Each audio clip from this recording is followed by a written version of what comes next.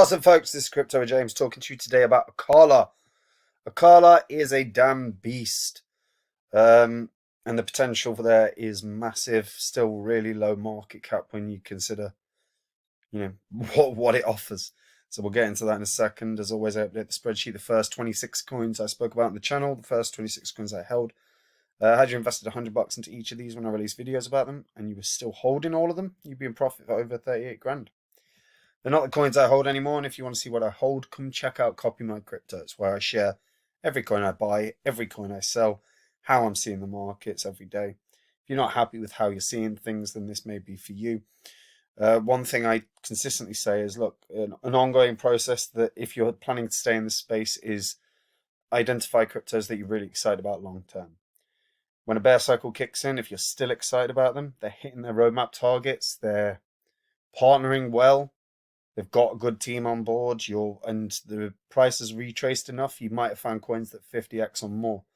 I've been doing that for years. It's part of the reason I found Phantom.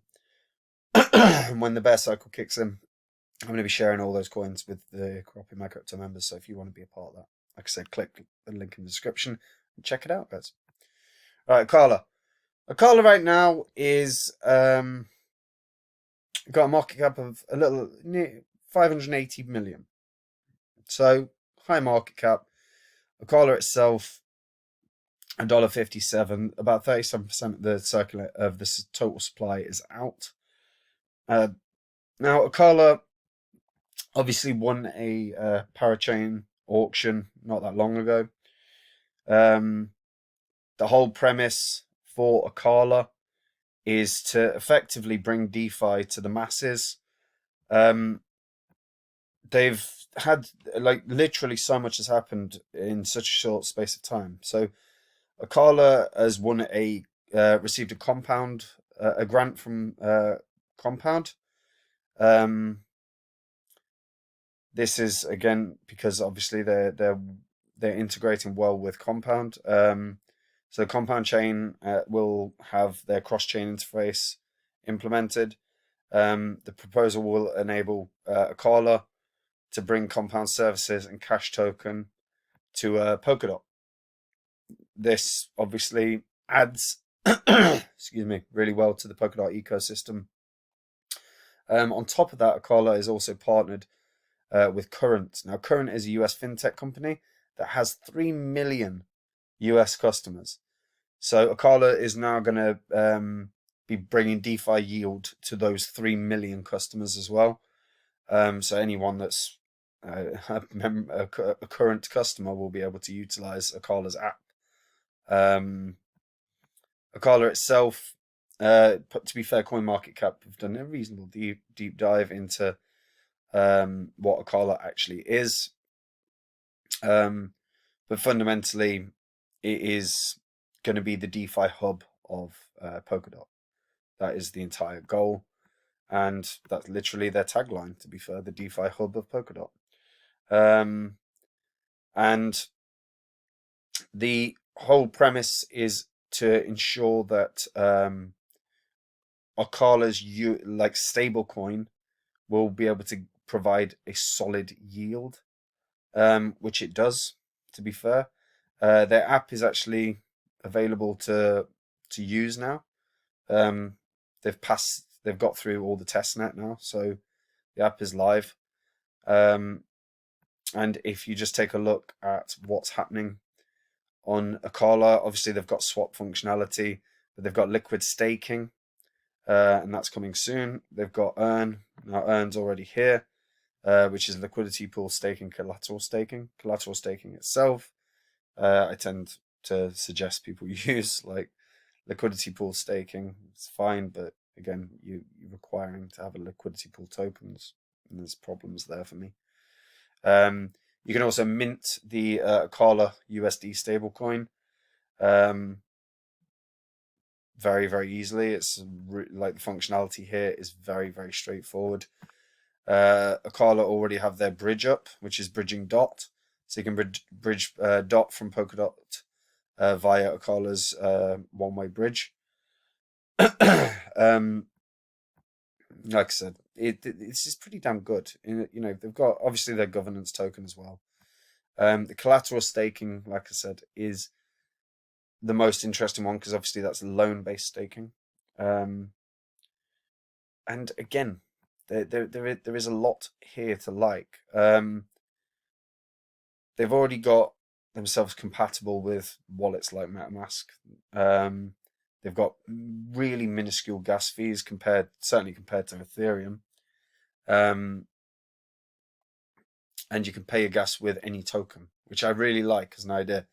So Acala's flexible fee tokens allow you to pay in stable coins or Polkadot or Bitcoin or Ethereum or whatever you want. So they've already set up an ecosystem that's really damn beneficial to the users themselves.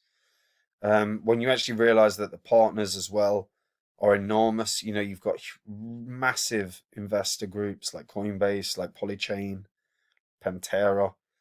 These are not small CMS. These are not small venture capital groups. And when you actually explore, again, the Acala ecosystem is only growing. So far, they've integrated with the majority of the Polkadot parachains. And now they're starting to integrate with multiple fintechs. And this is the key thing for Acala, which sort of differentiates it. Current is a massive move, like a massive move, because it's the first sort of fintech that are integrating effectively DeFi. That Current have already acknowledged, look, the future of banking is on your phone. The future of banking is proper interest rates, or certainly better than the shitty 0.1% you're going to get in a bank, or 0.01. So Current is all about making your money work for you in a way that DeFi does. It's the reason that many of us are in crypto is to have some positive benefit of your money, because you don't get it in a bank. So Current is the first of the fintechs, but I expect there's going to be a shit ton of them to start rolling up soon enough. Like I said, they're integrated with pretty much all the parachains already. That was always going to be inevitable, because it's all about integrating with Polkadot itself. In terms of wallets, obviously they've actually started integrating with a hell of a lot now. It's good to see MetaMask integrated finally. Yeah, this is one where there is really legitimately a lot to like here. And when we look at Acala as well, when you bear in mind that they've received 5 Web3 Foundation grants. 5. I think that's more than any other Polkadot ecosystem crypto out there. I don't think any of the others have received 5. Might be wrong, I'll double check that. But yeah, just a complete titan. And when you realize that, their stable coin protocol is going to start coming in, like is about, you can start minting. When you realize that you can actually start earning, and it's not going to be long before liquid staking is about, and governance is obviously on its way. This is one to really realize that there's a lot of potential here. And what we're going to end up seeing as well is obviously a ton of loan based, whether that's lending or borrowing. We're going to start seeing those products arriving on Acala soon enough. This is going to, Acala, like I say, the whole planet is the go-to DeFi hub. So swap functionality, obviously. But then you're going to have all the different opportunities in terms of what's out there right now. When you look at all the DeFi protocols and the DeFi options that are out there on Ethereum, whether that's Compound or Synthetics or Aave, those all have a different focal point. And Acala is quite clearly building towards being an all-encompassing plan for DeFi, where we're going to start seeing lending and borrowing, where we're going to start potentially seeing synthetic assets, because you've got your AUSD already. You know, it's not going to be long before we're seeing others. And as that grows, and as people realize that they can do all the same things they can do on Ethereum at a fraction of the cost, we're really going to start seeing Acala grow to what it could be. And it should be a multi-billion-dollar market cap. Right now, it's $500 million. So, you know, a $10 coin would put it at, 3.7 billion. But that seems reasonable for what it is, because what it is and what it will be. And that's the assumption, is what will it be? And if it is that all-encompassing DeFi hub that you can do everything on for a fraction of the cost comparatively to Ethereum, where you've got multiple fintechs that start utilizing the DeFi yield potential of Acala, the sky for Acala is the limit. You know, there is an enormous amount of potential here. So I'm really intrigued to see how they develop. I'm intrigued to see how long it's going to be before we're seeing stronger yields, before we're starting to see potentially levels of farming for new coins. Whether it's going to be like, how long is it going to be before we start seeing lending and borrowing? How long is it going to be before we start seeing synthetic assets? There is going to be an enormous amount of different products that line up on Acala, and it's genuinely quite an exciting project. You know, they've launched a $250 million ecosystem fund for the Acala USD. The development over the next 6 months is going to be key. Bringing through as many solid benefits of DeFi as possible is going to be key. But I'm really intrigued about this. Really intrigued about this, and I think we could be seeing something that ends up being a top 50 at least project. And I think I think synthetic assets potentially kickstarts this faster. Because the one thing that I think really hasn't been explored, or it's not that it's not been explored, the one thing that's not really taken off in the way that I expected it would take off is the synthetic assets. Because synthetic assets have the huge benefit of lower barriers to entry for everyone. You know, if you've got a pegged Tesla stock, as an example, not that I'd want a Tesla stock, but I know there's variations of them about. I know that they exist on, whether it's Mirror Protocol or, I think FTX.